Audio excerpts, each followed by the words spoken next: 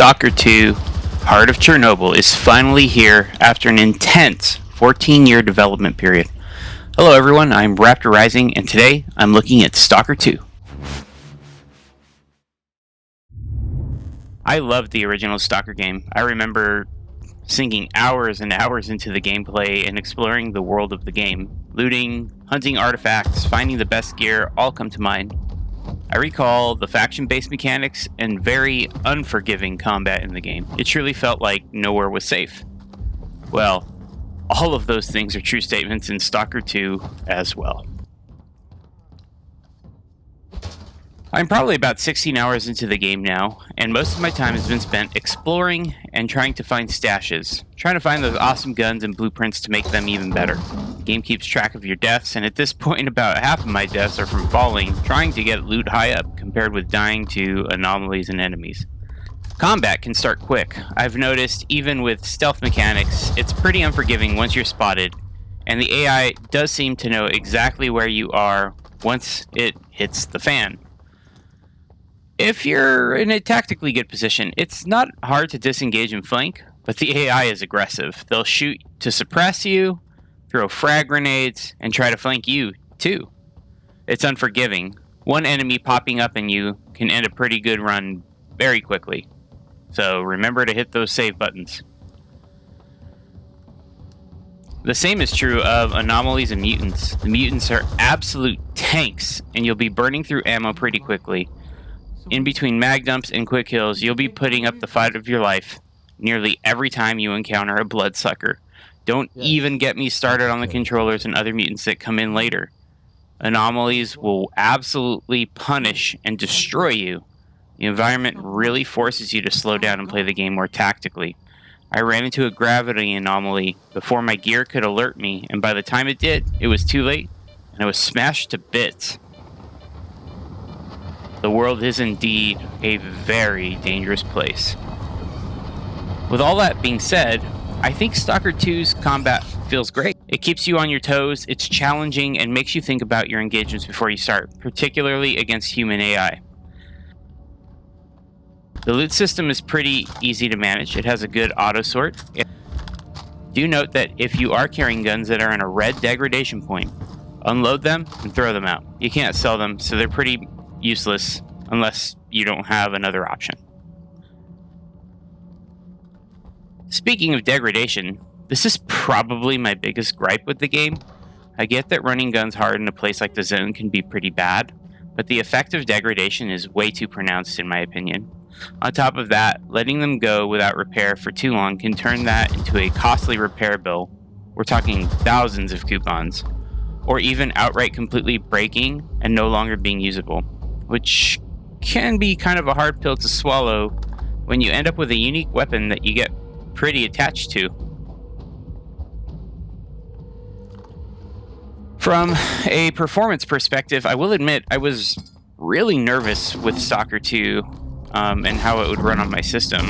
It being an Unreal Engine 5 game, and my experience on my computer thus far with other games in Unreal Engine 5 has been somewhat disappointing so far. But my 3090 is still good for 4K with nearly every setting on Epic in the game, albeit at the price of DLSS being run in performance mode. Obviously, I'm not running any sort of frame generation, but that is one act of contrition that I had to make. Out in the wilderness and in areas that aren't too populated, 80 to 90 FPS are pretty typical. It does start to chug in areas where AI are pretty well congested, hanging around 60 and even sometimes down into the 50s. But that's still pretty great considering, again, that this is Unreal Engine 5 and my GPU is now sadly kind of old. The way I see it, Unreal Engine 5 is basically the Crytek engine when Crysis 1 hit. So, the new meme can be, can your PC run Unreal Engine 5? It's a little better than that, but not much. Okay, so performance is alright, loot is good, gear fear is a thing, combat feels diverse. So how are the guns? Well, coming from a gun nut such as myself, I will let you know my biggest disappointment so far is But there's no Scar H in the game. It's my favorite rifle, and it's not in here, unfortunately. But that being said, the weapon set is diverse, mostly post-Soviet, as you'd expect for a land stuck in time after the Chernobyl disaster. The guns do feel punchy, and you can totally feel the difference when you get them upgraded. That being said, until you do get some upgrades going, by visiting techs at the bases, the recoil can be a bit much. Some enemies are really tanky, mutants, and even some human AI too. But prioritizing shots to the head will pretty much put all humans down in one shot, and it's usually a weak spot for mutants too. So far, my favorite weapon in the game is the MTAR, or whatever the heck they decided to call it. It has next to no recoil out of the gate, and just feels good. I have a few more weapons to discover still, so the jury's out on the best one so far. The game also has hidden unique weapons littered throughout, so for those of us who like to explore every nook and cranny, the rewards are totally justified.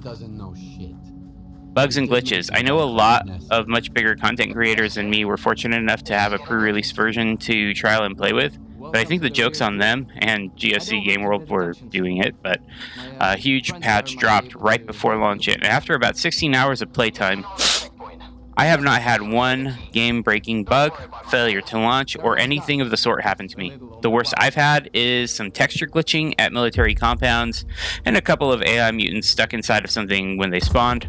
I did have one instance where a human AI had their torso and above sticking out from the floor, but that's literally the absolute worst I've seen so far. So, what's my verdict on Stalker 2? Well, this game has been in development hell for a very long time. Frankly, I'm surprised we've made it here, but kudos to GSC Game World for persevering through way too much BS. I'm sure this game went through a couple of engine changes along its development cycle. I've heard some say that maybe it needed more time in the oven. That's not my take at all. I think it does need some polish still, but Stalker 2 delivers a pretty good experience, and probably the best launch of a title that I've personally given a damn about anyway, in a very long time. I don't actually feel like a beta tester here. Yes, the performance could be better, but this is, again, Unreal Engine 5 we're talking about, and hot take inbound, an engine that doesn't get enough hate in my opinion. But the world building, story, atmosphere, weapons, AI, everything feels great here. Stalker 2 truly feels like a living, breathing world. It's terrifying, immersive, and the most fun I've had in a shooter in months, if not longer. I also like the casual ability to just walk away. Being an older millennial with 2 kids means I don't have tons of free time, so I really enjoy a good single-player oriented PvE experience. Twitch shooters like COD have really grown out of favor with me as my tastes have changed and refined, so I guess what I'm saying is I have a type, and that type is Stalker 2. How are you guys feeling about Stalker? I'm curious to know if others are enjoying it, if anyone's still on the fence about it. Let me know in the comments. I hope you guys all really enjoyed this video. I'll catch you all in the next one. This has been Raptor Rising. Raptor out.